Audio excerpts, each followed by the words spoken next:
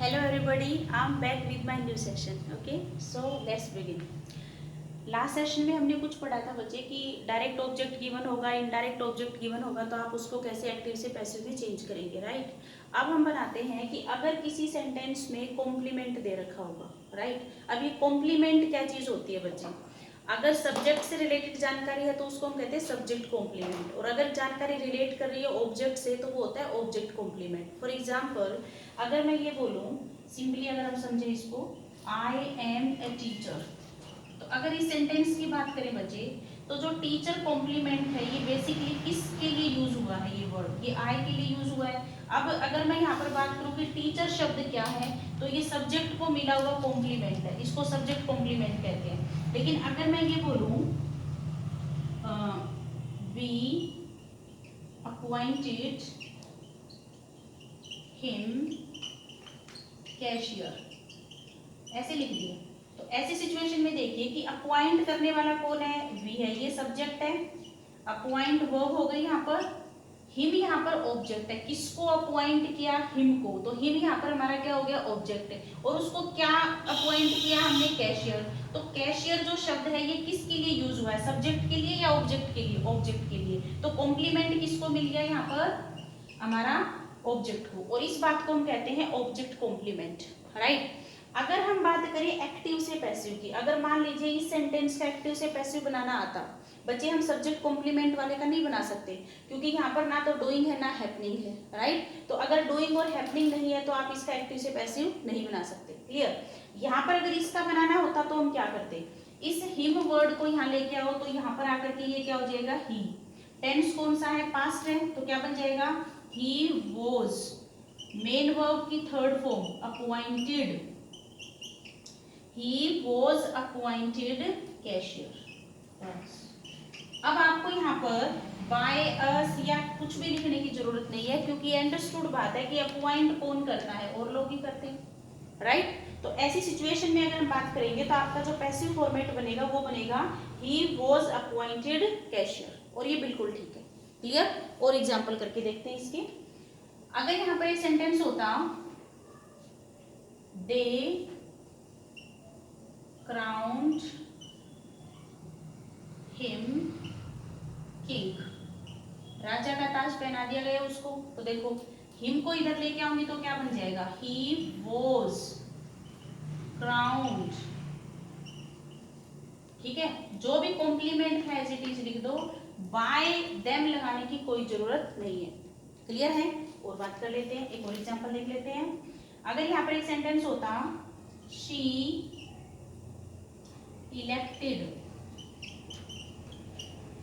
Him chairman, अगर हम यहाँ पर लिखेंगे तो ये हमारा सब्जेक्ट वर्ब ऑब्जेक्ट और ऑब्जेक्ट का कॉम्प्लीमेंट है, तो हिम को इधर लेके आएंगे तो ये क्या बन जाएगा? ही। पास्ट टेंस बनाओगे तो he was elected, he was elected chairman. As it is जो भी कॉम्प्लीमेंट दिया था उसको एज इट इज लिख दो, क्लियर है। तो ये है हमारा टाइप नंबर 8, जिसको आप कॉपी में कैसे नोट करेंगे वो देख लेते हैं एक बार। टाइप 8, किसी सेंटेंस में सब्जेक्ट गिवन होगा, प्लस वर्ब होगी, प्लस ऑब्जेक्ट, और उसके बाद लिखा होगा ऑब्जेक्ट कॉम्प्लीमेंट, ठीक है। कॉम्प्लीमेंट की स्पेलिंग लिखेंगे COMPLE, कॉम्प्लीमेंट। आई नहीं करना यहाँ पर, ठीक है। आई अगर करोगे तो इसका मीनिंग हो जाएगा जो हम किसी को कॉम्प्लीमेंट करते हैं, तारीफ करते हैं किसी की, दैट इज कॉम्प्लीमेंट। ये है पूरक, जो इसको पूरा करता है। पूरक इसलिए बोला जा रहा है क्योंकि ये शब्द हिम को पूरा कर रहा है, कंप्लीट कर रहा है, उसके बारे में डिटेल्ड एक्सप्लेनेशन आपको वो दे रहा है, ठीक है जी, इसलिए इसको कॉम्प्लीमेंट बोला जाता है, क्लियर है। अब देखो, सब्जेक्ट होगा, वर्ब होगा, ऑब्जेक्ट आगे दिया होगा ऑब्जेक्ट कॉम्प्लीमेंट। जब हम इसको चेंज करेंगे तो क्या करेंगे? इस ऑब्जेक्ट का सब्जेक्ट बनाएंगे, subject plus helping verb according to the tense, helping verb, फिर हम लगाएंगे मेन वर्ब की third form, plus as it is हम रख देंगे ऑब्जेक्ट कॉम्प्लीमेंट, क्लियर है, ऑब्जेक्ट कॉम्प्लीमेंट। और ये आपका बन जाता है बच्चों टाइप नंबर 8। जो आपको ध्यान रखना है कि अगर किसी सेंटेंस में कॉम्प्लीमेंट दे रखा होगा तो आप उसको इस तरीके से चेंज कर सकते हो, क्लियर है। आगे बढ़ते हैं। नेक्स्ट आता है बच्चे, अगर यहाँ पर एक सेंटेंस होता, कुछ हमारी वर्ब ऑफ सेंसेशन होती है, हमारी बॉडी में 5 ज्ञानेंद्रियां होती हैं, ठीक है, और वो हमें कुछ चीज़ों को हम टेस्ट करके बताते हैं, किसी चीज़ को हम फील करके बताते हैं, किसी चीज़ को हम सुन करके बताते हैं, तो इसीलिए हम इनको इंग्लिश में कहते हैं वर्ब ऑफ सेंसेशन, राइट। और अगर किसी सेंटेंस में सब्जेक्ट के बाद वर्ब ऑफ सेंसेशन लगी है तो हमेशा उसके बाद एडजेक्टिव का यूज होता है। कई बार एग्जाम में एरर आ जाती है बच्चे कि वहां पर वो एडजेक्टिव ना लिख करके एडवर्ब लिख देता है, राइट। जैसे कि मैं एक सेंटेंस बोलती हूँ, द रोज स्मेल्स स्वीटली, तो ये गलत सेंटेंस है। कारण क्या है, क्योंकि स्मेल करके जब आप किसी चीज को बताओगे तो आप उसका एडजेक्टिव ही तो बोलोगे। फॉर एग्जाम्पल, घर में कुछ खाना बना रहे हैं, हम किसी को टेस्ट करवाते हैं, तो जब मैं टेस्ट करवा के पूछूंगी भाई खाना कैसा बना है, तो बदले में वो सामने वाला क्या बोलेगा, डिलीशियस है, यमी है, यानी कि वहां पर वो एडजेक्टिव बोलेगा, राइट। अगर मैं बोलूंगी कि वो गाना सुना आपने, कैसा लगा आपको, तो आप बदले में क्या बोलोगे, एडजेक्टिव ही तो बोलोगे। तो हमेशा वर्ब ऑफ सेंसेशन के बाद हमेशा एडजेक्टिव लिखा जाता है, क्लियर है। तो अगर यहाँ पर एक सेंटेंस होता, द रोज स्मेल्स स्वीट, अब यहाँ पर आप कभी भी स्वीटली नहीं लिख सकते बच्चे, और ये एडजेक्टिव है पार्ट ऑफ स्पीच में। अगर हम यहाँ पर इसका बनाएंगे तो कैसे बनाएंगे, एज इट इज आप क्या लिखो, द रोज, ठीक है। अगर हम यहाँ पर बात करें तो ये प्रेजेंट टेंस है, सब्जेक्ट सिंगुलर है, वर्ब भी सिंगुलर लगा दी, तो मुझे लिखना पड़ेगा द रोज इज, जो भी उसका एडजेक्टिव था एज इट इज लिख दो, स्वीट। लेकिन कब पता लगता है, व्हेन, अपनी तरफ से जोड़ेंगे ये structure, when it is smelled, when it is smelled, ठीक है। अब देखिए बच्चे, इज एंड आर के बाद वो थर्ड फॉर्म में चली गई, इट मीन्स आपका एक्टिव से पैसिव बन गया। और कोई भी चीज कड़वी है, मीठी है, अच्छी है, ये कब पता लगता है, जब आप उस चीज को टेस्ट करते हो, सूंघते हो, ठीक है, आप उसको फील करते हो, तभी तो आप बताओगे ना। तो आपको अपनी तरफ से लगाना है, the rose is sweet when it is smelled, clear है। मान लीजिए आपने एक मैंगो खाया, राइट, तो मैंगो खाया था, बदले में क्या बोले, मैंने पूछा जी मैंगो कैसा था, तो आप क्या बोले, मैंगो टेस्टेड स्वीट, ऐसे लिखा आपने। तो ऐसे सेंस में जब हम बात करेंगे तो आप कैसे लिखोगे इसको, लिखो द मैंगो, अब देखो टेंस कौन सा है, टेस्टेड पास्ट टेंस है, द मैंगो वॉज स्वीट, आगे लिख दो when it was tested, third form लगा दो, इट वॉज टेस्टेड। आपने कोई दवाई पी, वो आपको बिल्कुल कड़वी लगी, तो आप क्या बोलोगे, मेडिसिन टेस्टेड बिटर, तो कैसे बना देंगे, the medicine was bitter when it was tested. बात समझ आ रही है। तो ये स्ट्रक्चर आपको कब फॉलो करना है, जब यहाँ पर वर्ब ऑफ सेंसेशन हो, फिर आगे एडजेक्टिव दे रखा हो, तो आप ये पैटर्न फॉलो करके एक्टिव से पैसिव बना सकते हो, क्लियर है। तो देखो एक बार मैं इस पैटर्न को लिख देती हूँ, ये हमारा बन जाएगा टाइप 9, ठीक है। अगर हम यहाँ पर बात करेंगे तो सबसे पहले यहाँ पर होगा एक subject plus verb of sensation होगा, वर्ब ऑफ सेंसेशन, ज्ञान इंद्रियों से रिलेटेड वर्ब होगी ये हमेशा, ठीक है। और 5 ज्ञान इंद्रियां हमारे, तो उसी से रिलेटेड वर्ब बनेगी सारी की सारी, जैसे कि कान से सुनना, आंख से देखना, टंग से जो भी आप करते हो, फील करते हो, वो सारी चीजें, verb of sensation plus adjective. यहाँ तक समझ आया। जब हम इसका पैसिव बना रहे हैं तो कौन सा पैटर्न फॉलो करेंगे, सबसे पहले लिखेंगे सब्जेक्ट प्लस हेल्पिंग वर्ब लिखेंगे according to the tense, present है, इज एम आर, पास्ट है तो वॉज और वर, उसके बाद एज इट इज उसका क्या लिख देंगे, एडजेक्टिव जो गिवन है, ठीक है।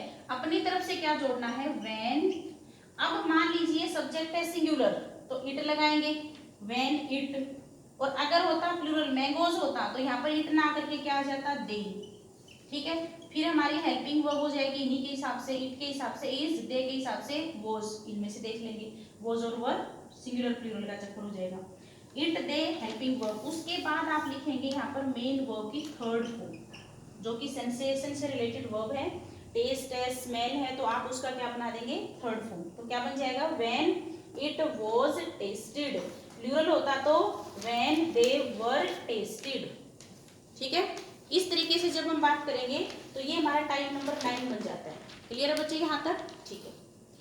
नेक्स्ट हम आगे बढ़ते हैं। कई बार बच्चा रट के चला जाता है कि भाई इन्फिनेटिव जहां भी आएगा 2 प्लस v1 जहां भी आएगा तो मुझे क्या बना देना है 2b प्लस मेन वर्ब का थर्ड फॉर्म। तो थोड़ा सा ध्यान रखिएगा बच्चे। एक सेंटेंस देखिए यहाँ पर, मान लो मैंने एक सेंटेंस लिखा, my father gave me a book to read, ऐसे लिख दिया। अब मुझे ये बताइए बच्चे कि यहाँ पर ये इन्फिनेटिव क्या काम कर रहा है। ठीक है, मेरे पिताजी ने मुझे किताब दी पढ़ने के लिए। यहाँ पर जो इन्फिनेटिव है ये शो कर रहा है पर्पस को। इसका सिर्फ और सिर्फ क्या फंक्शन है, पर्पस। जब मैं इसका पैसिव भी बना दूंगी कि मेरे पिताजी के द्वारा एक बुक दी गई पढ़ने के लिए, तो पर्पस में तो कोई चेंज हुआ ही नहीं ना। तो आपको यहाँ पर क्या करना है, कुछ बच्चे क्या करेंगे टू बी रेड कर देंगे, ये गलत हो जाएगा। ठीक है, आपको टू रीड का टू रीड ही रखना है।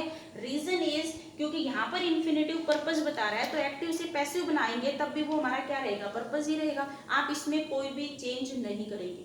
क्लियर है? तो आप एक बार इसका बना के देखो। यहाँ पर डायरेक्ट ऑब्जेक्ट भी है, इनडायरेक्ट भी है। तो पहला पैटर्न हमारा क्या बनता है, मी को इधर ले आते हैं जो कि इनडायरेक्ट ऑब्जेक्ट है।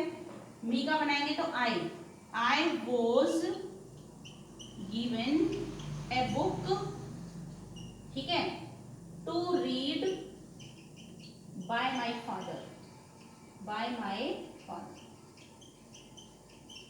ठीक है जी।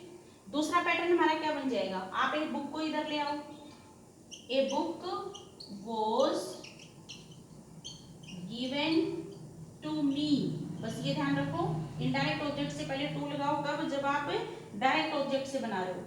ठीक है, to read by my father. तो ये एक छोटी सी बात है बच्चों जो आपको याद रखनी है, क्या कि जब जब आप एक्टिव से पैसिव बना रहे हो और आपका जो 2 प्लस v1 है ये पर्पस बताने का काम कर रहा है, तो इसमें आप कोई भी बदलाव नहीं करेंगे।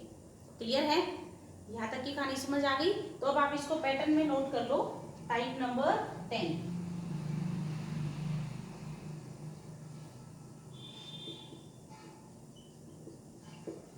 अगर किसी सेंटेंस में सब्जेक्ट दे रखा है, वर्ब गिवन है, इनडायरेक्ट ऑब्जेक्ट है,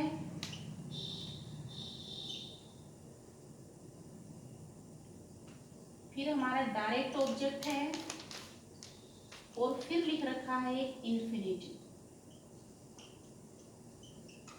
आप यहाँ पर लिखेंगे जब जब आप इसको चेंज करोगे, इन्फिनेटिव मीन्स 2 प्लस v1। जब आप इसको चेंज कर रहे हो तो कैसे बना रहे हो, मान लीजिए आप इनडायरेक्ट ऑब्जेक्ट की मदद से बना रहे हो, तो आपका क्या बन जाएगा, इसका क्या बनाएंगे, सब्जेक्ट, इससे बना रहे हैं ये, प्लस